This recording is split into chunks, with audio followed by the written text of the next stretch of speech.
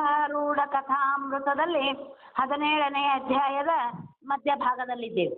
ಹಾಗಾದ್ರೆ ನಿನ್ನೆ ತನಕ ನೋಡಿದ್ವಿ, 4 ಜನರು ಕುತ್ಕೊಂಡು ಕೆರೆ ದಂಡಿ ಮೇಲೆ ತಣ್ಣನ ಗಾಳಿ ಬೀಸುವಲ್ಲೇ ಮರದ ನೆರಳಿನೊಳಗ ಮಾತಾಡ್ತಿದ್ರು. ಸಿದ್ಧಾರೂಢ ಮಹಾ ಹುಚ್ಚದನ, ಅವ ಲಿಂಗಪ್ಪ ಕಟ್ಟಿಲ್ಲ, ಅವ ಎಲ್ಲಾ ಜಾತಿಯವ್ರಿಗೂ ಅಂದ ಮಾಡಿಬಿಟ್ಟಾನ, ಎಲ್ಲಾರ ಕಡೆಯಿಂದ ನಮಸ್ಕಾರ ಮಾಡಿಸ್ಕೊತಾನ. ಲಿಂಗು ಕಟ್ಟಿದಂತ ನಮ್ಮ ಜನ ಹೋಗಿ ಅವನ ಕಾಲು ಹಿಡಿಯಾಕತ್ತಾರ. ಎಂಥ ಪಾಪಿಸ್ತೋದಾರಿ ನಮ್ಮ ಜನ. ನಾವು ಅವನಕಿನ ಉಚ್ಚ ಕುಲದಲ್ಲಿ ಹುಟ್ಟಿದವರು ಲಿಂಗಾಯತರಂದ್ರ ಐನೇರಂದ್ರ ನಮ್ಮನ್ನ ಬಿಟ್ಟು ಅವ್ರನ್ನ ನಮಸ್ಕಾರ ಮಾಡ್ತಾರ. ಅವ ಹುಚ್ಚಿದ್ದಂಗ ಅದಾನ. ಏನೈತ್ರಿ ಅವನ ಮೈಯಾಗ ಒಂದಿಟ್ಟು ಕಂಡಿಲ್ಲ, ಮುಖದ ಮೇಲೆ ಕಳೆ ಇಲ್ಲ, ಯಾವತ್ತೂ ಒಂದು ತುಂಡ ತೋತ್ರ ಮೇಲೆ ಕೂತಿರ್ತಾನ, ಅವ್ರಿಗೆ ಹೋಗಿ ನಮಸ್ಕಾರ ಮಾಡ್ತಾರ. ಭಾಳ ದುಷ್ಟದರಪ್ಪ, ಏನು ಉಪಯೋಗ ಇಲ್ಲ. ಮೊನ್ನೆ ಎಷ್ಟೋ ಜನ ಕೂಡಿ ಬಡದಾರವಂಗ, ಆದ್ರೂ ನಾಚಿಗಿಲ್ದ ಪಲ್ಲಕ್ಕಿ ಒಳಗೆ ಕೂತು ಮೆರವಣಿಗೆ ಹೋಗ್ತಾನ ಅಂತ ಹೇಳಿ 4 ಜನ ಮಾತಾಡಕತ್ತಿದ್ರು. ತಮ್ಮ ಕೊಳ್ಳಾಗ ಲಿಂಗಪ್ಪ ಐತಿ ಅಂತ ಹೇಳಿ ಬೆಳ್ಳಿ ಲಿಂಗಪ್ಪ ದೊಡ್ಡ ಹಾಕೊಂಡಿದ್ದಾರೆ. 4 ಜನ ಕುಂತು ಅಜ್ಜ ಅವ್ರಿಗೆ ಹೀಯಾಳಿಸಿ ಮಾತಾಡಕತ್ತಿದ್ರು. ನೋಡಿ ಅವ್ನು ಹೋಗಿ ಮಠಕ್ಕೆ ಹೋಗಿ ನೋಡೇ ಬರೋಣ ಅಂತ ಹೊಂಟಾಗ ಪಟ್ಟದಯ್ಯನವರು ಅನ್ನೋರು ಒಬ್ರು ಸಿಗ್ತಾರ, ರುದ್ರಯ್ಯ ಅನ್ನೋರು. ಅವ್ರು ಮಾತಾಡ್ತಾರ್ರಿ ಏನಂತ, ಎಲ್ಲಿ ಹೊಂಟಿರಪ್ಪ? ಇಲ್ಲ ಅವ ಹಿಂಗ್ರಿ ಲಿಂಗಪ್ಪ ಕಟ್ಲಾರ್ದ ಭವಿಯೊಳಗದಾನ, ಸಂಸಾರಸ್ಥಾಗ್ಯಾನ, ಜೀವನದೊಳಗ ಏನೂ ಕಂಡಿಲ್ಲ, ಅಂಥವ್ನೆಲ್ಲರೂ ಪೂಜೆ ಮಾಡ್ತಾರ, ಅವ್ನು ಒಂದು ಕೈ ತಗೋಬೇಕಂತ್ಕೊಂತೀವಿ. ನಿಮ್ಮ ಕೊಳ್ಳಾಗ ಎಲ್ಲೈತಿ ಲಿಂಗಪ್ಪ ಅಂತಾರ ಅವರು. ನೋಡ್ತಾರ ಕೊಳ್ಳಾಗ ಹೌಹಾರಿ, ಎಲ್ಲಿ ಲಿಂಗಪ್ಪನ ಇಲ್ಲ. ಈ 4 ಮಂದಿ ಎಲ್ಲಿಂದ ಬಂದಿದ್ರು ಅಲ್ಲಿ ತನಕ ಹೋದ್ರು. ನಾವು 1 ರೂಪಾಯಿ 2 ರೂಪಾಯಿ ಕಳ್ಕೊಂಡಾಗ ಅಡ್ಡಾಡ್ತಿರ್ತೀವಿ ನೋಡ್ರಿ, ಬ್ಯಾಟ್ರಿ ಹಿಡಿದಿಲ್ಲ, ಇಲ್ಲೇ ಹಿಂಗೆ ಬಂದಿನ್ರಿ, ಇದ ದಾರ್ಯಾಗ ಹೋದ್ರಿ 2 ರೂಪಾಯಿ ಅಂತೇಳಿ. ಹಂಗೆ ಅವರು ಅಡ್ಡಾಡ್ತಾರ, ಅಲ್ಲಿ ತನಕ ಹೋಗಿ ಬರ್ತಾರ. ಎಲ್ಲಾರ ಬಿತ್ತನ್ ನಮ್ಮ ಲಿಂಗಪ್ಪ, ಎಲ್ಲಾರ ಬಿತ್ತನ್ ನಮ್ಮ ಲಿಂಗಪ್ಪ ಅಂತ ಎಲ್ಲಿ ಕಾಣಂಗಿಲ್ಲ. ಅವಾಗ ಗುರುಗಳ ಹತ್ರ ನಮ್ಮನ್ನು ಕರ್ಕೊಂಡು ಹೋಗ್ರಿ ಅಂತಾರ. ಅವಾಗ ಗುರುಗಳು ಅಂತ ಬರ್ತೈತ. ಅಲ್ಲಿ ತನಕ ಶಿದ್ಯ ಅಂದ್ರು, ಹುಚ್ಚ ಅಂದ್ರು, ಅವ ಏನ್ರಿ ಅಂದ್ರು, ಭವಿ ಅದನ್ರಿ ಅಂದ್ರು, ಹುಚ್ಚಗೆ ನಮಸ್ಕಾರ ಮಾಡ್ತಾರೆ ಜನ, ಎಂತ ಹೆಡ್ ಅದಾರ ಅಂದ್ರು. ಅವಾಗ ಗುರುಗಳ ಹತ್ರ ಕರ್ಕೊಂಡು ಹೋಗ್ತಾರ. ಕ್ಷಮಾ ಬೇಡಿದ್ರ ನಿಮ್ದು ಇದು ಗುಣ ಹೋಗುತ್ತಪ್ಪ, ಇಲ್ಲಂದ್ರೆ ಇದು ನಿಮ್ಮ ಕಡೆನ ಉಳಿತೈತಿ, ನಿಮಗೇನು ಲಿಂಗಪ್ಪಿನ ಮತ್ತೆ ಧರಿಸ್ಲಿಕ್ಕೆ ಅವಕಾಶ ಸಿಗೋದಿಲ್ಲ ನೋಡು ಅಂದಾಗ 4 ಮಂದಿ ಕೂಡಿ ಅವ್ರ ಹಿಂದೆ ಹೋಗ್ತಾರ. ಪಟ್ಟದಪ್ಪನವ್ರ ಹಿಂದೆ ಒಬ್ಬವ ಏನು ಮಾಡಿರ್ತಾನ್ರಿ ಅದ್ರಾಗ, ಒಮ್ಮೆ ಹಿಂದಿನಿಂದ ಹೋಗಿ ಆರಾಮಾಗಿ ಅಜ್ಜಾರ ಕಟ್ಟಿ ಮೇಲೆ ಕೂತಿದ್ರು, ಹಿಂದಿನಿಂದ ಹೋಗಿ ಕೈ ಕಾಲು ಹಿಡಿದು ಮ್ಯಾಲಿನ ದಪ್ಪ ಅಂತ ಒಗದ್ ಬಿಟ್ಟಿರ್ತಾನ. ಅವತ್ತೇ ಮಾತಾಡಕ್ ಕುಂತ ದಿನ ಹೆಂಗ ಬಿದ್ದಂಗ್ಲೆ ಸಾತ್ ಕಾಪೆ ಹಂಗಾತ್ ಬಿದ್ದಂಗೆ ಬಿದ್ದು ಅಂತ ಮಾತಾಡಿರ್ತಾನ. ಅವ ಎಲ್ಲಾರ್ಕಿನ್ನ ಹಿಂದೆ ಬರ್ತಿರ್ತಾನ. ಮಠದ ಹೊರಗೆ ಭವ್ಯವಾದ ಹಂದರವು ನಿಂದಿರಿಸಿತ್ತು. ಮಠದ ಹೊರಗ್ರಿ ಹಂದರ ಹಾಕಿದ್ರು. ಅದರೊಳಗೆ ದಿವ್ಯವಾದ ಮಂಟಪವು ಶೋಭಿಸುತ್ತಿತ್ತು. ಮಂಟಪ ಕಟ್ಟಿದ್ರು ಅದರೊಳಗ. ಏನು ಮಸ್ತಾಗಿತ್ತು ಅಂದ್ರಿ, ನೋಡೋರಿಗೆ ಭಕ್ತಿ ಉಕ್ತಿತ್ತು. ಅದನ್ನು ನೋಡಿದ ಆ 3 ಮಂದಿ ಅಯ್ಯನವರು ಅತ್ಯಾಶ್ಚರ್ಯ ಭರಿತರಾದರು. ಇವ್ರು 3 ಮಂದಿಗೂ ಹೊರಗ್ಲಿಂದ ಅವ ಹಿಂದೆ ಉಳಿದಿದ್ದ ಎತ್ತಿವಾಗದವ. 3 ಮಂದಿ ಮುಂದೆ ಬಂದ್ರಲ್ರಿ, ಅವ್ರಿಗೆ ಆಶ್ಚರ್ಯ, ಏನೈತಿ ಹೊರಗೆ ಹಂದ್ರ ಹಾಕ್ಯಾರ, ಒಳಗೆ ಮಂಟಪ ತಯಾರು ಮಾಡ್ಯಾರ, ಏನಪ್ಪ ರಾಜವೈಭವ ಇದು. ಅದನ್ನು ನೋಡಿದ ಆ 3 ಮಂದಿ ಅತ್ಯಾಶ್ಚರ್ಯ ಭರಿತರಾದರು. ಅದರ ಮಧ್ಯದಲ್ಲಿ ದಿವ್ಯ ತೇಜದಿಂದ ದೇದೀಪ್ಯಮಾನವಾದ ಸಿಂಹಾಸನದ ಮೇಲೆ ಸುಖಾಸೀನರಾಗಿದ್ದ ಸಿದ್ಧ ದಯಾಘನರನ್ನು ನೋಡಿದರು. ಆ ಮಂಟಪದ ಮಧ್ಯದೊಳಗ ಆ ಸಿಂಹಾಸನ ಇರ್ತಕ್ಕಂಥ ಸುಖಾಸೀನದ ಮೇಲೆ ಅತ್ಯಂತ ತೇಜದ ಕಳೆಯನ್ನುಳ್ಳಂತ, ಸೂರ್ಯ ಕಳೆಯನ್ನುಳ್ಳಂತಹ ಗುರುಗಳು ಕುಂತಿದ್ದು ನೋಡಿದರು. ಸದ್ಗುರುಗಳ ಮಸ್ತಕದ ಮೇಲೆ ಕಿರೀಟದ ಕಂಠದೊಳಗೆ ಮನೋಹರವಾದ ವೈಜಯಂತಿ ಮಾಲೆಯು ಶೋಭಿಸುತ್ತಿತ್ತು. ಕೃಷ್ಣ ಹಾಕಿಕೊಳ್ಳತಕ್ಕಂತಹ ವೈಜಯಂತಿ ಮಾಲೆ ಅವರ ಕಂಠದೊಳಗ, ಕಿರೀಟ ಏನು ಹಾಕ್ಕೊಂಡಿದ್ರು ಆ ಕಿರೀಟದೊಳಗೆ ಹಾದು ಕಂಠಕ್ಕೆ ಬಂದು ಶೋಭೆ ಮಾಡ್ಲಿಕ್ಕತ್ತಿ, ಚಂದ ಕಾಣ್ಲಿಕ್ಕತ್ತಿತ್ತು. ದಿವ್ಯ ಪೀತಾಂಬರವನ್ನು ಮೈ ಮೇಲೆ ಹೊತ್ತಿದ್ದು ಅದರ ಮೇಲೆ ಸುಂದರವಾದ ಪುಷ್ಪಹಾರವು ಒಪ್ಪುತ್ತಿತ್ತು. ಅವರು ಒಂದು ತುಂಡು ದೋತ್ರ ಉಟ್ಟಿರ್ತಾನ ಅಂದಿದ್ರಲ್ಲ, ಇವ್ರು ಬಂದು ನೋಡೋತ್ತಿಗೆ ಪೀತಾಂಬರವನ್ನು ಉಟ್ಕೊಂಡಿದ್ರು ಗುರುಗಳು. ಮ್ಯಾಲೆ ಪುಷ್ಪಹಾರ, ಹೂವಿನ ಹಾರ ಹಾಕ್ಕೊಂಡಿದ್ರು. ಮುಖದ ಮೇಲೆ ದಿವ್ಯ ತೇಜದಿಂದ ಇದು ಶಾಂತಿಯಿಂದಲೇ ಎರೆದಿತ್ತೋ ಎಂಬಂತೆ ಕಾಣಿಸುತ್ತಿತ್ತು. ಅವ್ರ ಮುಖದ ಮೇಲೆ ಜಗತ್ತಿನ ಎಲ್ಲಾ ಶಾಂತಿ ತಂದು ಎರೆದು ಬಿಟ್ಟಾರನಪ್ಪ ಗುರುಗಳ ಮುಖದ ಮೇಲೆ ಅನ್ನುವಷ್ಟು ದಿವ್ಯ ತೇಜ ಮತ್ತು ಶಾಂತತೆ ಅವ್ರ ಮುಖ ಮುದ್ರೆಯೊಳಗಿತ್ತು. ಆ ರೂಪವು ನೋಡಿದ ಮಾತ್ರದಿಂದ ಚಿತ್ತವು ಶಾಂತವಾಗಿ ಕೂಡಲೇ ಸುಖವು ಉಕ್ಕಿ ಬರುವುದು. ಎಷ್ಟು ಮನಸ್ಸಿಗೆ ಆ ಚಿತ್ರ ನೋಡಿ ಕಲ್ಪನೆ ಮಾಡ್ಕೊಡ್ರಿ. ಹೊರಗ ಹಂದ್ರ ಹಾಕ್ಯಾರ, ಒಳಗ ಮಂಟಪ ಕಟ್ಟ್ಯಾರ, ಆ ಮಂಟಪದೊಳಗ ಸಿಂಹಾಸನವನ್ನ ಇಟ್ಟಾರ. ಆ ಸಿಂಹಾಸನದ ಮೇಲೆ ಗುರುಗಳು ಪೀತಾಂಬರ ಉಟ್ಕೊಂಡು ಪುಷ್ಪವ ಹಾರ ಹೂವಿನ ಹಾರವನ್ನು ಹಾಕ್ಕೊಂಡು ಕಂಠದೊಳಗ ಮತ್ತ ಕಿರೀಟಕ್ಕ ಸುತ್ತಲೂ ಏನ್ ಕಟ್ಟ್ಯಾರ್ರಿ? ವೈಜಯಂತಿ ಮಾಲೆಯನ್ನ ಕಟ್ಟ್ಯಾರ. ಅವ್ರ ಮುಖ ನೋಡಿದ್ರೆ ಅತ್ಯಂತ ಕಳಾಮಾನವಾಗ್ಯದ, ಅತ್ಯಂತ ಕಳೆಯಿಂದ ಕೂಡ್ಯದ, ನೋಡ್ಲಿಕ್ಕೆ ದಿವ್ಯ ತೇಜಸ್ಸು, ಜೊತೆಗೆ ಶಾಂತಿನ ಅವರ ಮುಖ ಮುದ್ರೆ ಆಗ್ಯದ. ಸೂರ್ಯ ಕಿರಣಗಳು ಹೇಗೆ ತೇಜವನ್ನು ಸರ್ವತ್ರ ಹರಡುತ್ತವೆಯೋ ಹಾಗೆಯೇ ಆ ಮುಖದಿಂದ ಶಾಂತ ಕಿರಣಗಳು ಸುಖವನ್ನು ಪಸರಿಸುತ್ತ ಭಕ್ತ ಜನರ ಚಿತ್ತ ವೃತ್ತಿಗಳನ್ನೆಲ್ಲ ಶಮನ ಮಾಡಿ ಅಲ್ಲಿ ಆನಂದವನ್ನು ತುಂಬುವು. ಹೆಂಗ ಸೂರ್ಯನ ಕಿರಣ ಎಲ್ಲಾ ದಿಕ್ಕಿಗೂ ಹರಡ್ತಾವ. ನಮ್ಮ ಮನೆ ಕಡೆ ಅಟ್ಟ, ನಿಮ್ಮ ಮನೆ ಕಡೆ ಅಟ್ಟ, ಲಿಂಗಾಯತರ ಮನೆ ಕಡೆ ಅಟ್ಟ, ಬ್ರಾಹ್ಮಣರ ಮನೆ ಕಡೆ ಅಟ್ಟ ಬರಂಗಿಲ್ರಿ ಅವು, ಎಲ್ಲಾರ ಮನೆ ಕಡೆ ಬರ್ತಾವ. ಅವು ಬಂದ ಕೂಡ್ಲೇನ ಕಸ ಹುಡುಗಿ ರಂಗೋಲಿ ಹಾಕಿದ್ವಿ ಅಂದ್ರೆ ನಸಗ್ನ್ಯಾಗ ಥಳ ಥಳ ಅಂತೇಳಿ ಬಂಗಾರ ಬಣ್ಣದಿಂದ ಹೊಳಿತಾವಲ್ಲ, ಹಂಗ ಇವರ ಮುಖಮಂಡಲ ಹೊಳಿತಿತ್ತು. ಅವರ ನೋಡಿದರ ಆ ಭಕ್ತ ಜನರ ಹೃದಯದಲ್ಲಿ ಆನಂದ ಹೊಮ್ಮತಿತ್ತು. ದುಷ್ಟ ವೃತ್ತಿಗಳಿಗೆ ಸ್ಥಾನವಿಲ್ಲದಂತಾಗಿ ಅವು ಅಡವಿ ಪಾಲಾಗಿ ಹೋಗುವವು. ಯಾರ ಗುರುಗಳ ಸಮೀಪ ಬರ್ತಾರೋ, ಗುರುಗಳನ್ನ ನೋಡ್ತಾರೋ, ಅವರ ಮನಸ್ಸಿನೊಳಗೆ ಒಂದು ಸ್ವಲ್ಪರ ಕೆಟ್ಟ ಗುಣ ಇತ್ತು ಅಂದ್ರ ಅವು ಓಡ್ ಹೋಗಿ ಅಡವಿ ಸೇರಿ ಬಿಡ್ತಿದ್ವು, ಅಂದ್ರ ದೂರ ಹೋಗಿ ಬಿಡ್ತಿದ್ವು. ಅವುಗಳ ಸ್ಥಾನದಲ್ಲಿ ಅನುತಾಪವು ಪ್ರಾಪ್ತವಾಗಿ ಚಿತ್ತವನ್ನು ನಿರ್ಮಲ ಮಾಡುವುದು. ಆ ದುಷ್ಟ ಗುಣಗಳ ಜಾಗದೊಳಗ ಶಾಂತತೆ, ಒಳ್ಳೆಯ ಗುಣಗಳು ಮನೆ ಮಾಡ್ತಿದ್ವು. ಆ 3 ಮಂದಿ ಅಯ್ಯನವರು ಆ ನೋಟವನ್ನು ನೋಡುತ್ತಾರೆ. ಅವ್ರು 3 ಮಂದಿ ಪಟ್ಟದ ಏನವ್ರು ಹಿಂದೆ ಬಂದಿದ್ರಲ್ರಿ, ಅವ್ರು ಏನ್ ಮಾಡಿದ್ರು, 3 ಮಂದಿ ಆ ವೈಭವವನ್ನ ಕಣ್ತುಂಬ ನೋಡಿದ್ರು. ನಾವೇನೇನು ಅನ್ಕೊಂಡು ಬಂದಿವಿ, ಇಲ್ಲೇನ್ ನಡೆದೈತೆಲ್ಲ ಅನ್ನಕತ್ರವ್ರು. ದಿವ್ಯ ತೇಜದಿಂದ ಮಂಡಿತರಾದ ಸಿದ್ಧಾರೂಢ ಮೂರ್ತಿಯನ್ನು ಕಣ್ಣು ಪಿಳುಕಸದೆ ನೋಡಿ ನೋಡಿ ಅವರ ವೃತ್ತಿ ಅಲ್ಲೇ ಸ್ಥಿರವಾಗುವಂತಹದ್ದಾಯಿತು. ಆ 3 ಮಂದಿ ಹಿಂದೆ ಬಂದಿದ್ರಲ್ರಿ, ಅವರು ಮನ ತಣಿಸುವಷ್ಟು ಅಲ್ಲಿ ನೋಡೇ ನೋಡಿದ್ರು ನೋಡಿ ನೋಡಿ ನೋಡಿ ಅಲ್ಲೇ ಆನಂದದಿಂದ ಕಣ್ಣು ತೆರ್ಕೊಂಡು ಬಾಯಿ ತೆರ್ಕೊಂಡು ನಿಂತು ಬಿಟ್ರು.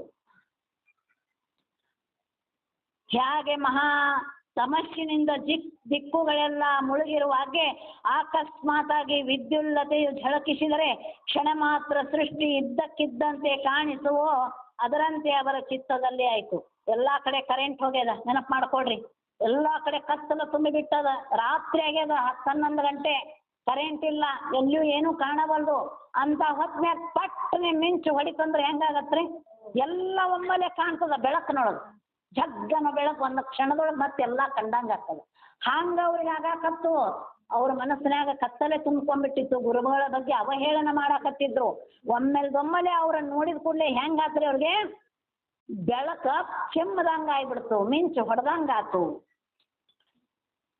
ಘನವಾದ ಅಜ್ಞಾನ ತಮಸ್ಸಿನಿಂದ ಮುಸುಕಿದ ಅವರ ಚಿತ್ತದಲ್ಲಿ ಗುರುಕೃಪೆಯಿಂದ ಚಿಜ್ಯೋತಿ ಪ್ರಕಟವಾಗಿ ಸ್ವರೂಪಾನಂದವು ಕಾಣಿಸುವಂತಾಯಿತು. ಅವರ ಮನಸ್ಸಿನೊಳಗೆ ಏನ ಕತ್ತಲೆ ತುಂಬಿತ್ತು, ಅಜ್ಞಾನ ತುಂಬಿತ್ತು, ಅವಹೇಳನಕಾರಿ ಮಾತುಗಳು ತುಂಬಿದ್ದು, ದುಷ್ಟಬುದ್ಧಿ ತುಂಬಿತ್ತು, ಅದೆಲ್ಲವೂ ಮಾಯವಾಗಿ ಸುತ್ತಲೂ ಮೈ ಒಳಗ ಮನಸ್ಸಿನೊಳಗ ಬೆಳಕು ಹರಡಿದಂತಾಯಿತು. ಮತ್ತು ಅವಿದ್ಯೆಯು ನಷ್ಟವಾಯಿತು. ಅವರಲ್ಲಿ ವಿದ್ಯೆನೇ ಇರಲಿಲ್ಲ, ಗುರುಭಕ್ತಿ ಇರಲಿಲ್ಲ, ಅದೆಲ್ಲವೂ ನಷ್ಟವಾಯಿತು. ಸಿದ್ಧ ಮೂರ್ತಿಯ ದರ್ಶನವಾದ ಕೂಡಲೇ ಮದ ಮತ್ಸರಾದಿ ಗುಣಗಳು ಓಡಿ ಹೋದವು. ಗುರುಗಳ ಬಗ್ಗೆ, ಜನರ ಬಗ್ಗೆ ಅವ್ರ ಮನಸ್ಸಿನೊಳಗೆ ಏನಿತ್ತಲ್ರಿ ದುಷ್ಟಗುಣ, ಅದೆಲ್ಲ ಓಡಿ ಹೋಗಿಬಿಡ್ತು. ಮತ್ತು ಸಿದ್ಧ ಚರಣಗಳಲ್ಲಿ ಮನಸ್ಸು ರಮಿಸುವಂತಹದ್ದಾಗಿ ಪೂರ್ವ ಸ್ಥಾನಕ್ಕೆ ತಿರುಗಿ ಬಾರದಂತಾದರು. ಮೊದಲಿನ ಜಾಗಕ್ಕ ಹೋಗಿ ಕುಂದ್ರಬೇಕಪ್ಪ ಅಂದ್ರೆ ಕಾಲ ಎಳೆವಲ್ಲೋರು, ಅಷ್ಟು ಅವ್ರ ಮನಸ್ಸಿನ ತುಂಬಾ ಗುರುಗಳು ತುಂಬಿಕೊಂಡು ಬಿಟ್ಟಿದ್ರು. ಆ ಅಯ್ಯನವರ ಚಿತ್ತವು ಅನುತಾಪವನ್ನು ಹೊಂದಿ ಯಾವಾಗ ಸಿದ್ಧರ ಚರಣಗಳಿಗೆ ಬೀಳುವೆವು ಎಂದೆನ್ನುವರು. ನಾವೆಲ್ಲ ತಪ್ಪು ಮಾಡಿಬಿಟ್ಟಿವಿ ಅನ್ನೋ ಭಾವನೆ ಕೂಡ ಅವರಲ್ಲಿ ಬರವಲ್ದು. ನಾವು ಯಾವತ್ತೂ ಇಲ್ಲೇ ಅದೀವೇನು ಅನ್ಕೊಂಡವ್ರ ಗತಿ ಆಗಿ ಏನ್ ಮಾಡಿದಾರ್ರಿ, ಭಪ್ಪನೆ ಬಂದು ಅವ್ರ ಚರಣಕ್ಕ ಬಿದ್ದು ಬಿಡ್ಬೇಕಪ್ಪ ಅಂತೇಳಿ ಅನ್ಸಾಕತ್ತು. ಆಗ ಪಟ್ಟದಪ್ಪನವರು ಅವ್ರ 3 ಜನ ಅನ್ನಕತ್ತ, ಇಲ್ರಿ ನಾವು ಭಾಳ ತಪ್ಪು ಮಾಡೀವಿ, ನಮ್ದು ಮಹಾ ಘನ ತಪ್ಪು, ನಾವು ಗುರುಗಳ ಚರಣ ಹಿಡ್ಕೊಂಡ ಬಿಡ್ತೀವಿ ಅನ್ನಕತ್ತಿದ್ರು. ಆವಾಗ ಪಟ್ಟದಯ್ಯನವರಂತಾರ, ಆ 3 ಮಂದಿ ಅಯ್ಯನವರನ್ನು ಬೆನ್ನ ಹಿಂದೆ ಕರ್ಕೊಂಡು ಸಿದ್ಧರ ಸಮೀಪಕ್ಕೆ ಹೋದ್ರು. 3 ಮಂದಿ ಬರ್ರಿ ಅಂತ ಹೇಳಿ ಅವ್ರನ್ನ ಹಿಂದೆ ಕರ್ಕೊಂಡು ಮುಂದೆ ಹೋದ್ರು. ಹಾಗೆ ಸದ್ಗುರುಗಳು ಪಟ್ಟದಪ್ಪನವರನ್ನು ಕಂಡು ಬಹು ಆದರದಿಂದ ಕೂಡಲಿಕ್ಕೆ ಹೇಳಿದರು. ಅವರು ಸಿದ್ಧರಿಗೆ ನಮಸ್ಕರಿಸಿ ಕೂತುಕೊಂಡ್ರು.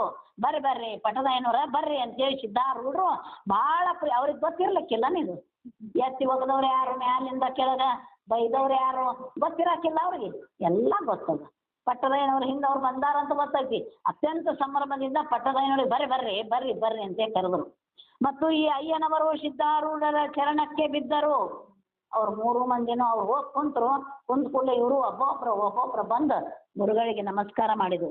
ಆಗ ಪಟ್ಟದಪ್ಪನವರು, ಹೇ ಸಿದ್ಧರಾಯರೇ, ಈ 3 ಮಂದಿ ಅಯ್ಯನವರು ನಿಮಗೆ ಶರಣಾಗತರಾಗಿರುತ್ತಾರೆ. ಅವ್ರೇನು ಅನ್ಲಿಲ್ಲ, ಹಿಂಗ್ ತಪ್ಪು ಮಾಡ್ಯಾರ, ಹಂಗ ತಪ್ಪು ಮಾಡ್ಯಾರ, ನಿಮಗೆ ಹಂಗಂದಾರ, ನಿಮಗೆ ಹಿಂಗಂದಾರ, ಏನು ಅನ್ಲಿಲ್ಲ. ಇವರು ನಿಮ್ಮ ಚರಣಕ್ಕ ಶರಣಾಗ್ತಾರೆ. ಅದಕ್ಕೆ ಯಾರ ಹತ್ರ ಕೆಟ್ಟ ಗುಣಗಳಿರ್ತಾವೋ ಅವನ್ನ ಮತ್ತೊಬ್ಬರ ಹತ್ರ ಹೇಳ್ಬೇಕಾದ್ರ ಅತಿ ಹೆಚ್ಚು ತೆಗಳಿ ಹೇಳಬಾರ್ದು. ಇರ್ತಕ್ಕಂಥ ಒಳ್ಳೆಯ ಗುಣನ ಕಾಂಬಿನೇಷನ್ ಮಾಡಿ ಹೇಳಕ್ ಕಲಿಬೇಕು. ಅದಕ್ಕೆ ಅವ್ರು ಅಂತಾರ, ಇವ್ರು 3 ಮಂದಿ ಶರಣಾಗತ ಯಾವಾಗ ಹಾಕ್ತೀವಿ ನಾವು? ತಪ್ಪು ಮಾಡಿದ್ರೆ ಶರಣಾಗತರಾಗ್ತೀವಿ, ಸುಮ್ಮನೆ ಆದ್ರೆ ನಮಸ್ಕಾರ ಮಾಡ್ತೀವಿ, ಹೌದಲ್ರಿ? ಸುಮ್ಮನೆ ಗುಡಿಗೆ ಬಂದ್ರೆ ನಮ್ಮ ಅದೇನು ಲಕ್ಷ್ಮೀ ಗುಡಿ ರೀ, ಹೆಂಗಿತ್ತು ಮೊದ್ಲು ತಿಪ್ಪಿ ಮೇಲೆ ಇದ್ದಂಗಿತ್ತು ಅಂತಂದು ಆಮೇಲೆ ಈ ನಮ್ಮೂರಿ ಭಾಳ ತಪ್ಪಾತ್ರಿ. ಎದಕ್ಕೆ ತಪ್ಪಾತು ಅಂದಮೇಲೆ ಅದಕ್ಕೆ ತಪ್ಪು ಯಾವಾಗ ಬರ್ತದ, ಶರಣಾಗತಿ ಯಾವಾಗ ಹಾಕೇವಿ ಅಂದ್ರೆ ತಪ್ಪು ಮಾಡಿದ್ರು. ಇವರ ಅಪರಾಧವನ್ನು ಕ್ಷಮಿಸಬೇಕು ಎಂದು ಅವರ ವೃತ್ತಾಂತವನ್ನೆಲ್ಲ ನಿರೂಪಿಸಿರು. ಅವ್ರು ತಾವು ಹೇಳ್ಕೊಳ್ಳಿಲ್ಲ, ಪಟ್ಟದಯ್ಯನವ್ರನ್ನ ಹಿಡ್ಕೊಂಡ್ ಬಂದಿದ್ರಲ್ಲ ಅವ್ರ ಬಾಯಲ್ಲೇ ಹೇಳಿಸಿದ್ರು, ಇವ್ರು ಭಾಳ ಒಂದು ತಪ್ಪು ಮಾಡ್ಯಾರ್ರಿ, ಅವ್ರನ್ನ ದಯಮಾಡಿ ಕ್ಷಮಾ ಮಾಡ್ರಿ, ಅವ್ರು ನಿಮಗೆ ಶರಣಾಗಾಕ್ ಬಂದಾರ ಅಂತಾರೆ.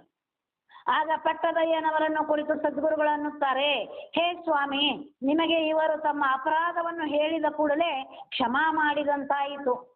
ನಿಮಗೆ ಯಾವಾಗ ಅವ್ರು ನಿಮ್ಮ ಹತ್ರ ಬಂದು ನಾವು ಇಂತಿಂತ ತಪ್ಪು ಮಾಡೀವಿ ಅಂತ ಹೇಳ್ಬಿಟ್ರು, ಅವಾಗ ಅವ್ರ ಅಪರಾಧ ಕ್ಷಮಾ ಆಗಿಬಿಟ್ಟೈತಪ್ಪ. ನನ್ನ ತನಕ ಬರೋದೇನೈತಿ? ಯಾಕಂದ್ರೆ ಮಾಡಿದ ತಪ್ಪನ್ನ ನಮ್ಮ ಮನಸ್ಸು ನಾ ತಪ್ಪು ಮಾಡೇನಿ ಅಂತ ಒಮ್ಮೆ ಪಶ್ಚಾತ್ತಾಪ ಪಟ್ಟು ಬಿಟ್ರೆ ಪಶ್ಚಾತ್ತಾಪಕ್ಕೆ ಶಿವನು ಮೆಚ್ಕೋತಾನಂತ. ಪಶ್ಚಾತ್ತಾಪದ ಕಣ್ಣೀರು ಸ್ವರ್ಗಕ್ಕೆ ಕರ್ಕೊಂಡು ಹೋಗ್ತದಂತ ಹರಿದು ಬಂದು. ಹಂಗ ತಪ್ಪು ಮಾಡ್ರಿ ಬ್ಯಾಡ ಅನ್ನಂಗಿಲ್ಲ, ತಿಳಿದ ತಪ್ಪು ಮಾಡಬೇಡ್ರಿ. ತಿಳಿಲಾರ್ದ ತಪ್ಪಾಗಿತ್ತಂದ್ರೆ ಪಶ್ಚಾತ್ತಾಪ ಪಡ್ಬೇಕು, ನಾನು ತಪ್ಪು ಮಾಡಿದೆ. ಅದಕ್ಕೆ ಅವ್ರಂತಾರ, ಯಾವಾಗ ಇವರು ತಮ್ಮ ಅಪರಾಧವನ್ನ ನಿಮ್ಮ ಹತ್ರ ಹೇಳ್ಕೊಂಡ್ರೋ ಅವಾಗ ಕ್ಷಮಾ ಆಗಿಬಿಟ್ಟೈತಿ.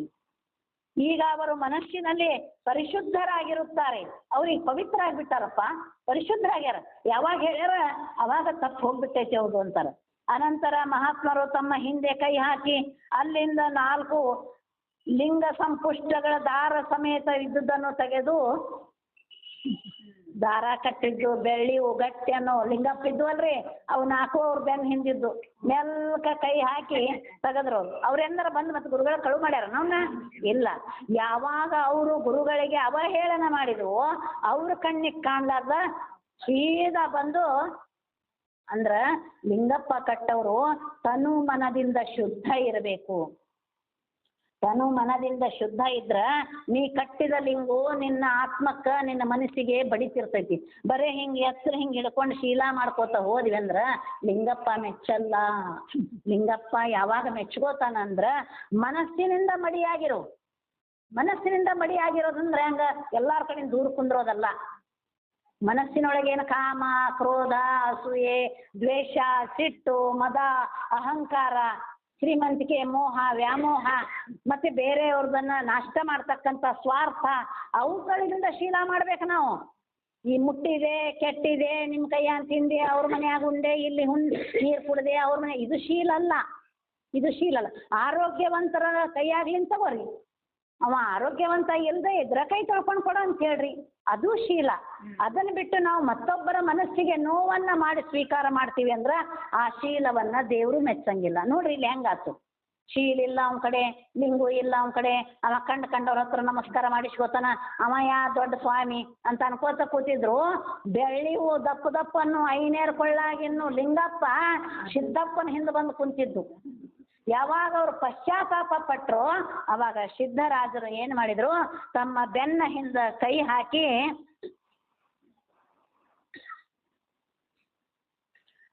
ಸುಪುಷ್ಟವಾದಂತಹ ಬೆಳ್ಳಿಯ ಆ ಲಿಂಗಪ್ಪನ ಹೊರಗೆ ತೆಗೆದ್ರು. ಅವ್ರು ಅದನ್ನ ನೋಡಿದ ಕೂಡ ಆನಂದ ಭರಿತರಾಗ್ಬಿಟ್ರು. ಹೇ ಸಿದ್ದಪ್ಪ, ನಮ್ಮ ಬೆಳ್ಳಿ ಲಿಂಗಪ್ಪ ಅಂತೇಳಿ ಸಿದ್ಧಾರೂಢರಿಗೆ ನಮಸ್ಕರಿಸಿದರು, ತಮ್ಮ ಕೊರಳಿಗೆ ಹಾಕಿಕೊಂಡ್ರು. ನೋಡ್ರಿ ಯಾರನ್ನ ಬೈದಿದ್ರೋ ಅವ್ರ ಕಡೆಯಿಂದ ತಿರುಗಿ ಅವ್ರಿಗೆ ನಮಸ್ಕಾರ ಮಾಡಿ ಲಿಂಗು ಹಾಕಬೇಕಾತು. ಅದಕ್ಕೆ ನಮ್ಮ ಶೀಲ ಹೇಗಿರ್ಬೇಕು ಅಂತಂದ್ರೆ ನಮ್ಮ ಶೀಲ ಆಹಾರಕ್ಕೆ, ಜಲಕ್ಕೆ, ಬೆಳಕಿಗೆ ಸಂಬಂಧಪಟ್ಟಿರಬಾರ್ದು. ಸೂರ್ಯ ಎಂದರೆ ಅಂದಾನೇನ್ರಿ ಹಂದಿ ಮೇಲೆ ಬೆಳಕು ಬಿಡಂಗಿಲ್ಲ, ಕತ್ತಿ ಮೇಲೆ ಬೆಳಕು ಬಿಡಂಗಿಲ್ಲ. ಇವ್ರು ಆ ಜಾತಿಯವ್ರದಾರ, ಇವ್ರ ಮನೆಗೆ ಸ್ವಲ್ಪ ಬೆಳಕು ಕೊಡ್ತೀನಿ, ಇವ್ರು ಒಳ್ಳೆ ಜಾತಿಯವ್ರದಾರ, ಇವ್ರ ಮೇಲೆ ಭಾಳ ಬೆಳಕು ಕೊಡ್ತೀನಿ, ಮೇಡಮ್ ಅವ್ರ ಕತ್ತಿ ಹೇಳಕತ್ತಾರ ಅವ್ರ ಮನೆಗೆ ಭಗ್ಗನೆ ಬೆಳಕು ಕೊಡ್ತೀನಿ ಅಂದಾನೇನವ? ಎಲ್ಲರಿಗೂ ಅಷ್ಟೇ ಬೆಳಕು ಕೊಡ್ತಾನೆ. ಯಾವ್ದಾರ ಪ್ರಾಣಿ ಶೀಲ ಮಾಡಿದ್ ನೋಡಿರೇನ? ಗಟ್ರದ ನೀರು ಕುಡಿತಾವು. ಹಾ, ಅದಕ್ಕೆ ಶೀಲ ಎನ್ನುವುದು ದೇಹಕ್ಕೆ ಇಲ್ಲ, ಮನಸ್ಸಿಗೆ ಮಾಡ್ಕೊಳ್ರಿ. ದುಷ್ಟ ಗುಣಗಳಿಂದ ದೂರ ಇರತಕ್ಕಂಥದ್ದೇ ಶೀಲ, ಅದನ್ನ ಪಾಲನೆ ಮಾಡ್ರಿ ಅಂತೇಳಿ ಗುರುಗಳು ಹೇಳ್ಯಾರ. ಇದು ನಾ ಅಲ್ಲ, ಮೇಡಮ್ ಅವ್ರು ಹಿಂಗೆ ಹೇಳ್ಯಾರ್ರಿ ಅಂದಿರಿ, ಹೋಗಿ ನಾ ಅಲ್ಲ, ಗುರುಗಳು ಅದನ್ನ ತೋರಿಸ್ಲಿಕ್ಕತ್ತಾರ ಇಲ್ಲಿ. ತಮ್ಮ ಕೊರಳಿಗೆ 3 ಜನರು ಸಿದ್ಧಾರೂಢರಿಗೆ ನಮಸ್ಕರಿಸಿ ಹಾಕಿಕೊಂಡ್ರು, ಲಿಂಗಪ್ಪ ಹಾಕೊಂಡ್ರು 3 ಜನ. ಇನ್ನೊಬ್ಬ ಅದಾನಲ್ರಿ, 4ನೇದೊಂದು ಸುಪುಷ್ಟ ಉಳಿಯಿತು, 4ನೇದೊಂದು ಅವ್ರ ಕಡೆನ ಉಳಿಯಿತು ಸಂಪುಷ್ಟ. ಪಟ್ಟದಪ್ಪನವರ ಸಿದ್ಧರನ್ನು ಕುರಿತು ನಾನು ಹೋಗಿ ಆ 4ನೇ ಅಯ್ಯನನ್ನು ಕರ್ಕೊಂಡು ಬರುವೆನು ಎಂದು ಹೊರಟು. ತಡ್ತಾಳ್ರಿ, ಹೆಂಗಾದ್ರು ಈಗ ಚಲೋ ಅದಾರ ಗುರುಗಳು, ನಕ್ಕೋತ ಅದಾರ, ಬಡಗ ಹೋಗಿ ಅವನಿಗೊಬ್ಬ ಕರ್ಕೊಂಡ್ಬಂದ್ಬಿಡ್ತೀನಿ ಅಂತಾರ ಅವರು. ಹಿಂದುಳಿದ 4ನೇ ಅಯ್ಯನು ಬಾಕಿ 3 ಮಂದಿ ಅಯ್ಯನವರು ಸಿದ್ಧರ ಕಡೆಗೆ ಹೋಗುವಾಗೆ ತಾನು ಹೋಗಿ ಕ್ಷಮಾ ಬೇಡಲಿಕ್ಕೆ ನಾಚಿಕೆ ಪಟ್ಟು ಅಲ್ಲೇ ನಿಂತಿದ್ದನು. ಬಾಗಲ ಹತ್ರ ನಿಂತು ಬಿಟ್ಟಾನ್ರಿ ಅವ. ಯಾಕಂದ್ರೆ ದೊಡ್ಡ ತಪ್ಪು ಮಾಡ್ಯಾನ. ಹಿಂದಿನಿಂದ ಹೋಗಿ ಗುರುಗಳು ನಿನ್ ಕುಂತಾಗ ಕೈ ಹಾಕಿ ಅಪ್ಕೊಂಡಂಗ್ ಮಾಡಿ ಮ್ಯಾಲ ಎತ್ತಿ ಒಗದು ಬಿಟ್ಟಿದ್ದ ನೋಡ್ರಿ. ಪಾಪ ಗುರುಗಳು ಹಂಗಾತ ಬಿದ್ರೆ ಏನಂದವ, ಸತ್ತು ಕಪ್ಪಿ ಬಿದ್ದಂಗಾಗಿತ್ತು ಅಂದಿದ್ದ. ಅವಂಗ ನಾಚಿಗಾತು. ನಾವು ಏನೇನು ಅಂದ್ವಿ ಗುರುಗಳಿಗೆ, ನನಗಿನ ಮುಂದೆ ಹೋದವರು ಕಣ್ಣೀರು ಹಾಕಿದ್ ನೋಡಿದ, ನಮಸ್ಕಾರ ಮಾಡಿದ್ ನೋಡಿದ, ಅವ್ರ ಕೊರಳಿಗೆ ಸಿದ್ಧಾರೂಢರು ತಾವೇ ಕೈಯಾರೆ ಲಿಂಗಪ್ಪ ಹಾಕಿದ್ ನೋಡ್ದ. ಇಲ್ಲಿ ಬಾಗಲ್ ಸಂಧ್ಯಾ ನಿಂತ ಕತ್ತಿ ಬಿಟ್ಟೆವನ, ಎಂತ ದೊಡ್ಡ ತಪ್ಪು ಮಾಡಿದ್ನಪ್ಪ. ತಾನು ಹೋಗಲಿಕ್ಕೆ ಕ್ಷಮಾ ಬೇಡಲಿಕ್ಕೆ ನಾಚಿಕೆ ಪಟ್ಟು ಅಲ್ಲಿಯೇ ನಿಂತಿದ್ದನು. ಆ ಸಮಯದಲ್ಲಿ ಅಲ್ಲಿ ಇದ್ದ ಅಯ್ಯನವರು ಅವನಿಗೆ ಮಾರ್ಮಿಕ ಭಾಷಣೆಯನ್ನು ಆಡಿ ದೂಷಿಸುವುದನ್ನು ಕೇಳಿ ಆತನು ಸಿಟ್ಟಿಗೆದ್ದು ಅವರಲ್ಲಿ ಒಬ್ಬರಿಗೆ ಹೊಡೆದನು. ಮತ್ತ ಇನ್ನೂ ಸಿಟ್ಟು, ಅಲ್ಲೇ ನಿಂತಿದ್ದನು. ಆ ಸಮಯದಲ್ಲಿ ಅಲ್ಲಿದ್ದ ಇತರ ಅಯ್ಯನವರು, ಬೇರೆ ಅಯ್ಯನವರು ಇನ್ನೂ ಸ್ವಲ್ಪ ಮಂದಿ ಕೂತಿದ್ದಾರೆ ಅಯ್ಯನರು, ಅವ್ರು ಏನ್ ಮಾಡಿದ್ರು, ಅವ ಆಡಿದ್ದು ಅವ ಅಂದದ್ದು ಪಟ್ಟದಯ್ಯನವ್ರ ಬಾಯಿಂದ ಕೇಳಿ ಅವಂಗ ಸೊಡ್ಡನೆ ಒಂದು ಲಗಾಯಿಸಿದ್ರು. ಹಾಗೆ ಅವರೆಲ್ಲರೂ ಕೂಡಿ ಆ ಸಿಟ್ಟಿನ ಅಯ್ಯನಿಗೆ ಹೊಡೆಯಲಾರಂಭಿಸಿದರು. ಇತ್ತ ಜನರು ಕೂಡಿ ಆ ಅಯ್ಯನ ಸುದ್ದಿಯನ್ನು ಕೇಳಿ ಎಲ್ಲರೂ ಅವನನ್ನು ಹೊಡೆಯುವವರಾದರು. ನೋಡ್ರಿ, ಗುರುಗಳಿಗೆ ಎಷ್ಟು ಏಟು ಕೊಟ್ಟಿದ್ದವ, ಒಂದೇಟು. ಅದ್ರ 10 ಪಟ್ಟು ನಾವು ಏನಾರ ಮಾಡಿದ್ವಿ ಅಂದ್ರೆ, 1 ಒಳ್ಳೇದು ಮಾಡಿದ್ವಿ 10 ಒಳ್ಳೇದು ನಮಗಾಗತ್ತೆ, 1 ಕೆಟ್ಟ ಮಾಡಿದ್ವಿ ಅಂದ್ರೆ 1000 ಪಟ್ಟು ಕೆಟ್ಟ ಆಗತ್ತೆ. ಇಲ್ಲ ಯಾಕೆ ನೋಡ್ರಿ, ಈಗ ಒಂದು ಏಟ ಗುರುಗಳಿಗೆ ಕೊಟ್ಟದ್ದು ಹೌದಲ್ರಿ. ಮ್ಯಾಲಿಂದ ಎತ್ತಿ ಹೊಡೆದದ್ದು ಒಂದೇ ಸರಿ, ಆದ್ರೆ ಎಷ್ಟು ಮಂದಿ ಹೊಡೆದ್ರು ನೋಡ್ರಿ. ಒಬ್ಬ ಮೊದಲು ಹೊಡೆದ ಕೂಡಲೇ ಎಲ್ಲರೂ ಹಿಂಗಂದನ ಇವ ಗುರುಗಳಿಗೆ ಅಂತೇಳಿ ಪೆಕ್ಕ ಒದ್ದವ್ರು ಯಾರು, ಕಪಾಳ ಬಾರಿಸ್ತವ್ರು ಯಾರು, ಬೆನ್ನು ಬಾರಿಸ್ತವ್ರು ಯಾರು, ಎಲ್ಲರೂ ಹೊಡ್ಯಾಕತ್ತಿ ಬಿಟ್ರು. ಕೆಲವರು ಅವನ ಮೇಲೆ ಕಲ್ಲು ಒಗೆದರು, ಅರ್ಧ ಜೀವ ಮಾಡಿ ಹಾಕುವಂಥವ್ರಾದ್ರು. ಕಾಲಿಲೆ ಒದ್ರು, ಕಲ್ಲು ಒಗೆದ್ರು, ಅರ್ಧ ಹುಚ್ಚನ್ನು ಮಾಡಿಟ್ರು ಅವನು. ಅಷ್ಟರೊಳಗೆ ಆತನನ್ನು ಹುಡುಕುತ್ತಾ ಪಟ್ಟದಪ್ಪನವರು ಆ ಸ್ಥಾನಕ್ಕೆ ಪ್ರಾಪ್ತರಾದರು. ಅಷ್ಟರೊಳಗೆ ಪಟ್ಟದಪ್ಪನವ್ರು ಏನ್ ಮಾಡಿದ್ರು, ಎಲ್ಲದನ ಹುಡುಗ ನಿಂತವ ಕಾಣವಲ್ಲಲ್ಲ ಅಂತೇಳಿ ಅವನು ಹುಡುಕೊಂತ ಬರೋದ್ರೊಳಗ ಎದಕ್ಕಿಲ್ಲಿ ನಿಂತ ನಿಮ್ಮ ಬಾಗಲಿಗೆ ಅಂತ ಜನ ಅವನ ಬಗ್ಗೆ ಕೇಳ್ಕೊಂಡು ಹೊಡೆದ್ ಬಿಟ್ಟಿದ್ರು ಆಗಲೇ. ಅವಾಗ ಇವ್ರು ಬಂದ್ರು. ಜನರು ನೋಡುತ್ತಾ ನಿಂತಿರುವ ಅವರನ್ನು ಅತ್ತಿತ್ತ ಸರಿಸಿ ಆ ಅಯ್ಯನ ಅವಸ್ಥೆಯನ್ನು ನೋಡಿ ಏನು ಸಂಗತಿ ಎಂದು ನಿಂತಿರುವವರ ಹತ್ತಿರ ವೃತ್ತಾಂತವನ್ನು ಕೇಳಿ ತಿಳಿದುಕೊಂಡ್ರು. ಯಾಕೆ ಹೊಡೆದ್ರಪ್ಪ, ಅವ್ನಿಗೆ ಏನಾಯ್ತು ಅಂತ ಅದು ಅಂತ. ಏನಿಲ್ರಿ, ಅಜ್ಜಾರಿ ಬೈದಾನಿವ, ಎತ್ತಿ ಒಗದಾನ ಮಗ, ಈಗ ನೋಡ್ರಿ ಇವನು ಬಿಡ್ತೀವಿ, ನಾ ಕತ್ತರಿಸಿ ಒಗಿತೀವಿ ಅಂತ ಎಲ್ಲರೂ ಸಿಟ್ಟಿಗೆದ್ದು ಬಿಟ್ಟಿದ್ರು ಭಕ್ತರು. ಹಾಗೆ ಅಯ್ಯನ ಮೇಲೆ ಬಹು ಅಂತಃಕರಣವುಳ್ಳವರಾಗಿ ಆತನಿಗೆ ಕೈಯಿಂದ ಹಿಡಿದು ಎಬ್ಬಿಸಿ ನಿಂದಿರಿಸಿದರು. ಆ ಪಟ್ಟದವನಪ್ಪನವ್ರಿಗೆ ಯಾಕಂತ ಕರುಣಾಗುಣ ಅಂದ್ರ ಸತತವಾಗಿ ಅಜ್ಜಾರ ಹತ್ರ ಇರ್ತಿದ್ರು, ಸಿದ್ಧಾರೂಢ ಹತ್ರನೇ ಇರ್ತಿದ್ರು ಅವರು. ಅವ್ರ ಗುಣಗಳನ್ನ ಕೇಳಿ ಕೇಳಿ ಕೇಳಿ ಕೇಳಿ ಅವ್ರ ಹತ್ರನೂ ಅನುಕಂಪದ ಛಾಯೆ ಬಂದ್ಬಿಟ್ಟಿತ್ತು. ನೋಡ್ರಿ, ಸತ್ಸಂಗ ಕೇಳುವುದರಿಂದ ಸದ್ಗುಣಗಳು ಬರ್ತಾವ. ಯಾವಾಗಲೂ ಒಳ್ಳೆಯ ಮಾತುಗಳನ್ನ ಕೇಳ್ತಾ ಇದ್ರ ಒಳ್ಳೇದ್ ಬರ್ತದೆ. ಅದಕ್ಕ ಅಂತಾರಲ್ರಿ ಹಿರಿಯರು, ಸಜ್ಜನರ ಸಂಗವದು ಹೆಜ್ಜೇನು ಸವಿದಂತೆ ಅಂತೇಳಿ. ಹೆಜ್ಜೆಯನ್ನು ಸವಿದಂಗೆ ಆಗತ್ತೆ. ಒಳ್ಳೆ ಜನರ ಜೋಡಿ ನಮ್ಮ ಸಂಪರ್ಕ, ನಮ್ಮ ಒಡನಾಟ, ಒಳ್ಳೆಯ ಆಚಾರವಂತರ ಜೋಡಿ, ಒಳ್ಳೆಯ ವಿಚಾರವಂತರ ಜೋಡಿ, ಒಳ್ಳೆ ಮಾತುಗಾರರ ಜೋಡಿ, ಒಳ್ಳೆಯ ನಿಯಮಗಳನ್ನು ಪಾಲಿಸುವವ್ರ ಜೋಡಿ ನಾವಿದ್ರೆ ನಾವು ಅವ್ರ ಹಂಗ ಆಗ್ತೀವಿ. ಮೊನ್ನೆ ಒಂದು ಹೂವಿನ ಕತೆ ಹೇಳಿದ್ದೆ ನಿಮ್ಮ ಮಲ್ಲಿಗೆ ಹೂವಿಂದು ಮೀನದ ಕತೆ ನೆನಪದ ಇಲ್ಲ? ಒಬ್ಬಾಕಿ ಮೀನುಗಾರ ಹೆಣ್ಮಗಳು ಬುಟ್ಟಿ ತುಂಬ ದಿನ ಮೀನಾ ಹೊತ್ಕೊಂಡು ಬರ್ತಿರ್ತಾಳೆ. ಊರಾಗ ಅಡ್ಡಾಡಿ ಅಡ್ಡಾಡಿ ಅಡ್ಡಾಡಿ ಎಲ್ಲ ಮೀನಾ ಮಾರ್ತಿರ್ತಾಳೆ. ಮಾರಿ ಮಾರಿ ರೊಕ್ಕ ತಗೊಂಡು ಹೋಗ್ತಾಳ್ರಿ. ಒಮ್ಮೆ ಏನಾಗತ್ತೆ, ಜೋರು ಮಳೆ ಹತ್ತಿ ಬಿಡ್ತೈತಿ. ಈಗ ನಿಂದ್ರತ್ತ ಆಗ ನಿಂದ್ರತ್ತ ಅನ್ನೋದ್ರೊಳಗೆ ಕತ್ತಲ ಕಬದು ಬಿಡ್ತೈತಿ. ಆಕೆ ಊರಿಗೆ ಹೋಗೋ ದಾರಿನ ತಿಳಿಯಂಗಿಲ್ಲ. ಅಲ್ಲೇ ಇಲ್ಲೇ ಹಳ್ಳ ಕಟ್ಟಿ ಬಿಡ್ತಾವು. ಹಳ್ಳಿಗೆ ಹೋಗಾಕ ದಾರಿ ತಿಳಿಲಾರ್ದಕ್ಕೆ ಆಕೆ ಏನು ಮಾಡ್ತಾಳ್ರಿ, ಅಲ್ಲೇ ದಾರಿ ಒಳಗಿರ್ತಕ್ಕಂಥ ಒಂದು ಅಂಗಡಿ ಇತ್ತು. ಆ ಅಂಗಡಿ ಅವ್ನಿಗೆ ಹೇಳ್ತಾಳೆ, ಹುಡುಗ ಚಪಾಟಿನ ಅಂಗಡಿ, ಯಪ್ಪ ಇವತ್ತು ರಾತ್ರಿ ನಾನು ಇಲ್ಲಿದ್ದು ನಾಳೆ ಮುಂಜಾನೆ ಮಳೆ ನಿಂತು ಕೊಡ್ಲೇವು, ಯಾಕಾಗೋಲ್ದಕ್ಕವ ನಾ ಮನ್ಯಾಗ ಮಕ್ಕೋತೀನಿ, ನೀ ಅಂಗಡಿಯಾಗ ಮಕ್ಕೋ ಅಂತೇಳಿ ಆ ಹುಡುಗ ಹೋಗ್ಬೇಕು. ಈಕಿ ತನ್ನ ಮೀನದ ಬುಟ್ಟಿನ ಬಾಜು ಕೆಟ್ಟು ಹೂವಿನ ಅಂಗಡಿ ರೀ ಅದು, ಹೂವಿನ ಬುಟ್ಟಿ ಗಂಟು ಭಾಳ ಇದ್ದು ಅದ್ರ ಮೇಲೆ ಆರಾಮಾಗಿ ಸರಿಸಿ ಮಲ್ಕೋತ. ಎಷ್ಟು ಹೊಳ್ಯಾಡಿದ್ರು ನಿದ್ದೆ ಬರಂಗಿಲ್ಲ ರೀ ಆಕಿಗೆ. ಜಾಗ ಹೊಳ್ಯಾಡ್ತಾ, ಇಷ್ಟು ಹೊಳ್ಯಾಡ್ತಾಳಂದ್ರೆ ಎಡಕ್ಕೆ ಹೊಳಿದ್ರೆ ಸಂಪಿಗೆ ಹೂ, ಬಲಕ್ಕೆ ಹೊಳಿದ್ರೆ ಮಲ್ಗೆ ಹೂ, ಇಚ್ಚಾಗ ಹೊಳಿದ್ರೆ ಗುಲಾಬಿ ಹೂ, ಸೇವಂತಿಗೆ ಹೂ, ಕ್ಯಾದಗಿ ಹೂ, ಹೂವು ಅಂಗಡ್ಯಾಗ. ಆ ವಾಸನೆಗೆ ಎತ್ತಾಗ ಹೊಳಿದ್ರು ನಿದ್ದೆ ಬರವಲ್ದು. ಏನಾರ ಮಾಡಲಿ ಬೆಳಗಿನಿಂದ ಅಡ್ಡಾಡೀನಿ, ನಸಗನ್ಯಾಗ ಎದ್ದೀನಿ, ಮೀನಾ ಹಿಡಿಯಕ್ಕೆ ಹೋಗಿ ಬಂದೀನಿ, ಇಷ್ಟು ದಣವು ಮಾಡ್ಕೊಂಡು ನನಗೆ ನಿದ್ದೆ ಆಗ್ಲಿಕ್ಕರ ಮತ್ತು ನಾಳೆ ನನ್ನ ವ್ಯಾಪಾರ ಮಾಡಕ್ಕೆ ಆಗೋದಿಲ್ಲಲ್ಲ ಅಂತೇಳಿ ಆಕೆ ಏನು ಮಾಡ್ತಾಳ್ರಿ, ಯಾಕೆ ಹಿಂಗಾಗಿರ್ಬೇಕಂತ ಎದ್ದು ಕುಂದಿರ್ತಾರೆ ನಡುವತ್ನ್ಯಾಗ.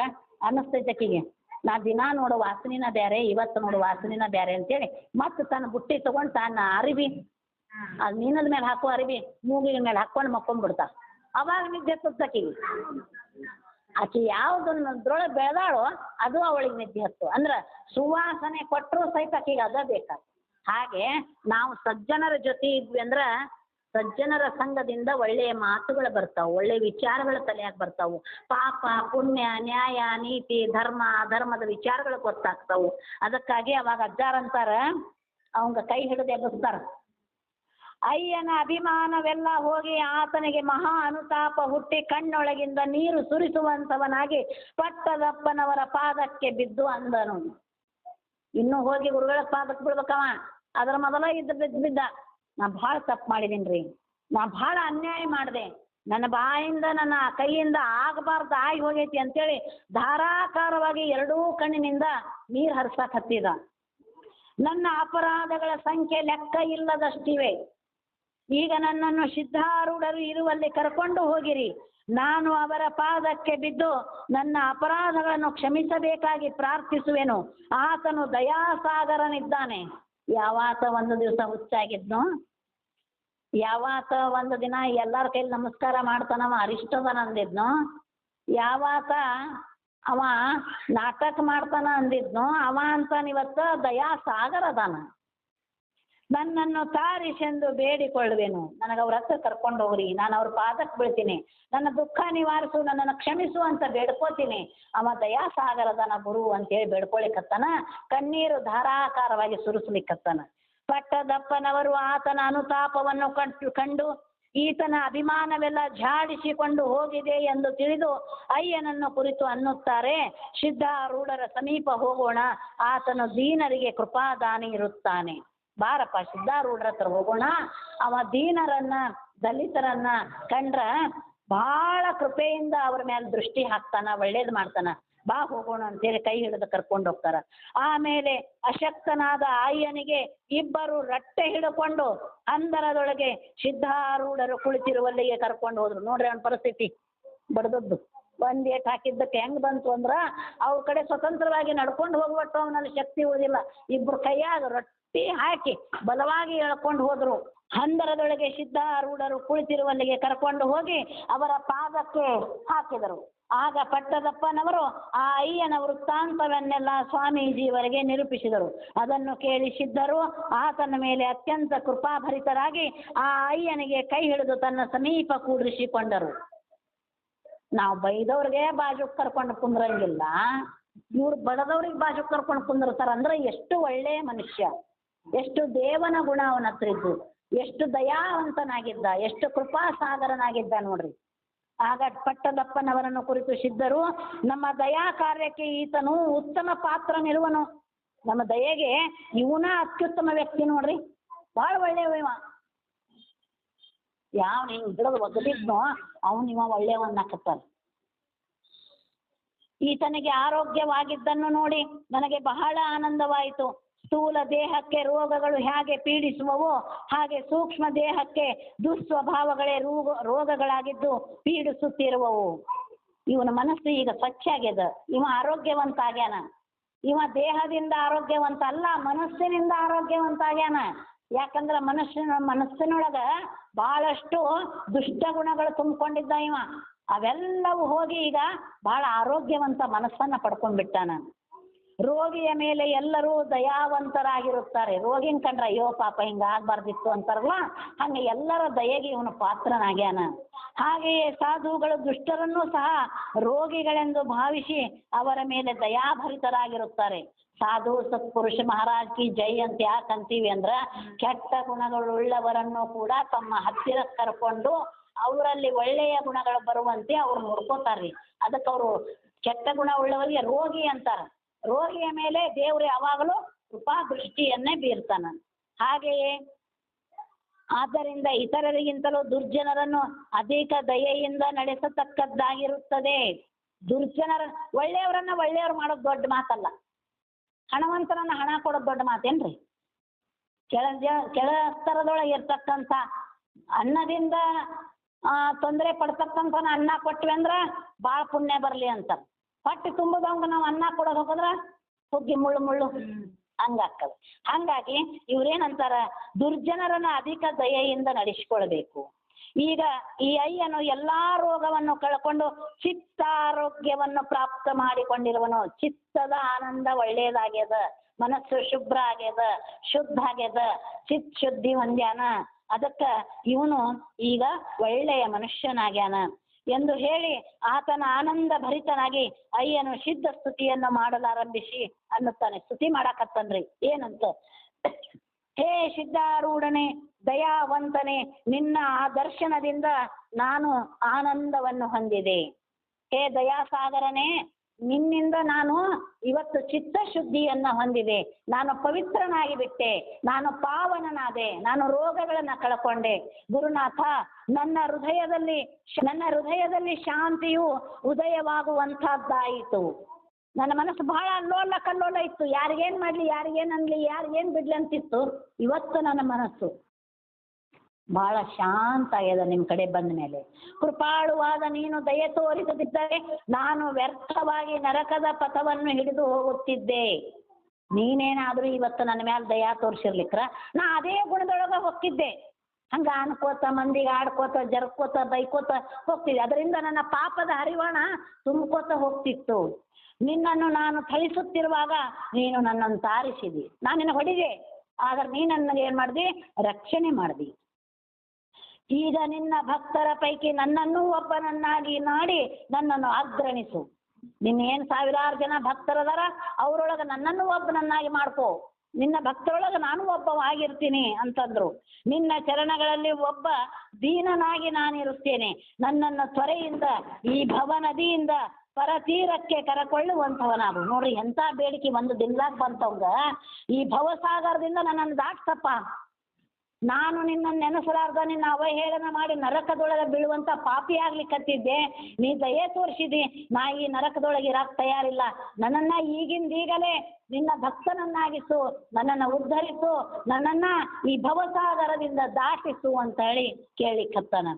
ದೇವನೇ, ನಾನು ನಿನ್ನ ದಾಸನಿದ್ದೀನಿ. ಯಾರು ಹಿಡಿದು ಬಡದಿದ್ರೋ ಅವ ಅಂತಾನ, ನಾನು ನಿನ್ನ ದಾಸ, ನನಗೆ ಕೃಪೆಯನ್ನು ದಯಪಾಲಿಸು. ಹೀಗೆ ಅಂದದ್ದು ಕೇಳಿ ಸಿದ್ಧರು ಆತನ ಲಿಂಗ ಸಂಪುಷ್ಟವನ್ನು ತೆಗೆದು ತಾವೇ ಅವನ ಕೊರಳಿಗೆ ಹಾಕಿದರು. ಬಹು ಪ್ರೇಮದಿಂದ ಅವನನ್ನು ಆಶೀರ್ವಾದ ಮಾಡಿದರು. ಗುರುಗಳು ಏನ್ ಮಾಡಿದ್ರಿ ಅಂದ್ರ, ಅವ ಎಲ್ಲ ನಾನು ದೀನ, ನೀನನ್ನು ರಕ್ಷಣೆ ಮಾಡು, ನಾನಿನ್ನೂ ಪಾಪಿಯಾಗಿದ್ದೆ, ನಾನಿನ್ನೂ ನರಕಕ್ಕೆ ಹೋಗ್ತಿದ್ದೆ, ನೀನು ರಕ್ಷಣೆ ಮಾಡದಿದ್ರ ಇವತ್ತು ನೀನು ನನಗೆ ರಕ್ಷಣೆ ಮಾಡಿದಿ. ನಾನು ನಿನ್ನ ದಾಸನಾಗಿರ್ತೀನಿ, ನಿನ್ನ ಭಕ್ತರಲ್ಲೇ ನಾನು ಒಬ್ಬನಿರ್ತೀನಿ.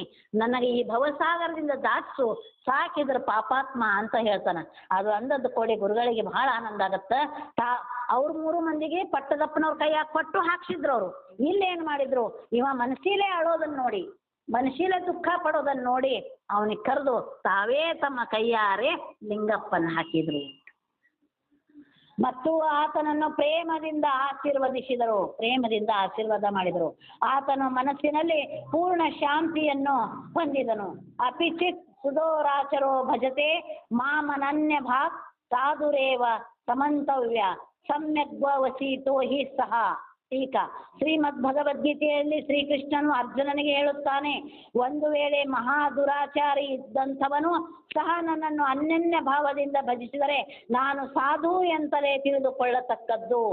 ಎಷ್ಟು ದುರಾಚಾರಿ, ದುರ್ವ್ಯಸನ ಮಾಡ್ದವ, ಬಹಳ ಮಂದಿ ಕಾಡಿಸ್ತವ, ಸಂಸಾರ ಹಾಳು ಮಾಡ್ದವ, ದುರ್ವ್ಯಸನೆ ಆಗಿದ್ದವ, ಎಲ್ಲಾ ದುರ್ಗುಣಗಳು ಅವನಲ್ಲಿ ಇದ್ದರೂ ಕೂಡ ನನಗೆ ಶರಣು ಬಂದು ನಿನ್ನ ಪಾದದ ದಾಸ ನಾನು, ನನ್ನನ್ನು ರಕ್ಷಣೆ ಮಾಡುವಂತ ಅಂದ್ರಂದ್ರೆ ನಾನು ಅವ್ರನ್ನ ರಕ್ಷಣೆ ಮಾಡ್ತೀನಿ ಅಂತೇಳಿ ಭಗವದ್ಗೀತೆಯಲ್ಲಿ ಶ್ರೀಕೃಷ್ಣ ಅರ್ಜುನನಿಗೆ ಹೇಳ್ಯಾನ. ಅದಕ್ಕೆ ನಾವೇನ ಮತ್ತೆ ಕೆಟ್ಟ ಮಾಡ್ಕೊತ ಹೋಗೋದು, ನಮಸ್ಕಾರ ಮಾಡ್ಕೊತ ಹೋಗೋದು, ಕೆಟ್ಟ ಮಾಡ್ಕೊತ ಹೋಗೋದು, ನಮಸ್ಕಾರ ಮಾಡ್ಕೊತ ಹೋಗೋದಲ್ರಿ. ಒಂದು ಸಾರಿ ಕೆಟ್ಟ ಮಾಡಿ ಅದನ್ನ ತಿಳ್ಕೊಂಡು ನಾ ಕೆಟ್ಟ ಮಾಡೀನಿ, ನಾ ತಪ್ಪು ನಡ್ಕೊಂಡಿನಿ ಅಂತ ಒಟ್ಟು ಪಶ್ಚಾತ್ತಾಪ ಪಟ್ಟು ಅವನಿಗೆ ಶರಣಾಗ್ಬಿಟ್ಟಿವಿ ಅಂದ್ರೆ ಆ ಗುಣಗಳನ್ನೇ ಬಿಟ್ಟು ಬಿಡ್ಬೇಕು ನಾವು. ಹಾಗೆ ಗೀತೆಯೊಳಗಿನ ಆ ಭಗವದ್ ವಚನವು ಸಿದ್ಧ ಚರಣಗಳಲ್ಲಿ ಸತ್ಯವಾಯಿತು. ಭಗವದ್ಗೀತೆಯಲ್ಲಿ ಹೇಳಿದ ಮಾತು ಇವತ್ತು ಸಿದ್ಧಾರೂಢರ ಪಾದದೊಳಗದು ಸಾಧ್ಯ ಆಯ್ತು, ಸತ್ಯ ಆಯಿತು. ಶಿಲೆಯನ್ನು ಸಹ ಉದ್ಧಾರ ಮಾಡುವ ಶಕ್ತಿಯುಳ್ಳಂತಹ ಆ ಚರಣಗಳಿಗೆ ಯಾವುದು ತಾನೇ ಅಸಾಧ್ಯವು? ಒಂದು ಕಲ್ಲು ಶಿಲೆ ಆಗಿತ್ತು, ಆಕಿನ್ನ ರಾಮ ಏನ್ ಮಾಡಿದನ್ರಿ, ಮಹಿಳೆಯನ್ನಾಗಿ ಮಾಡಿದ, ಹೆಣ್ಮಗಳನ್ನಾಗಿ ಬದುಕಿಸಿದ, ಹೌದಲ್ರಿ? ಅಲ್ಲೇ ಪಾದೋದ್ಧಾರದಿಂದ. ಹಾಗೆ ಶಿಲೆಯನ್ನ ತಮ್ಮ ಪಾದದಿಂದ ಉದ್ಧಾರ ಮಾಡುವಂತ ಶಕ್ತಿ ಯಾರಿಗೆ ಐತಿಪ್ಪ ಅಂದ್ರ ಭಗವಂತನಿಗೆ ಐತಿ, ಸಿದ್ಧಾರೂಢರಿಗೆ ಐತಿ. ಯಾಕೆ ಸಿದ್ಧಾರೂಢರಿಗೆ ಐತಿ ಅಂತಂದ್ರೆ ಸಿದ್ಧಾರೂಢರು ಕೂಡ ದೇವರ ಅವತಾರವೇ ಆಗ್ಯಾರ. ಇಷ್ಟು ಹೇಳ್ತಾ ಇವತ್ತಿನ ಕಥೆಯನ್ನ ಇಲ್ಲಿ ಮುಕ್ತಾಯಗೊಳಿಸ್ತಾ ಇದ್ದೀವಿ. ನಾಳೆ ಕಥೆ ಇನ್ನೂ ರೋಚಕ ಆಗ್ಯದ, ಇನ್ನೂ ಬಹಳ ಚಂದದ, ಸ್ವಲ್ಪ ಲಘು ಬರಬೇಕು ಅಂತ ಹೇಳ್ತಾ ಇವತ್ತಿನ ಕಥೆಗೆ ಮಂಗಳವನ್ನು ಹೇಳ್ತಾ ಇದ್ದೀವಿ. ಶ್ರೀ ಸಿದ್ಧಾರೂಢ ಸ್ವಾಮಿ ಭಗವಾನ್ ಕಿ, ಶ್ರೀ सकल साधु संत महाराज की, श्री हुड़ेद महालक्ष्मी माता की।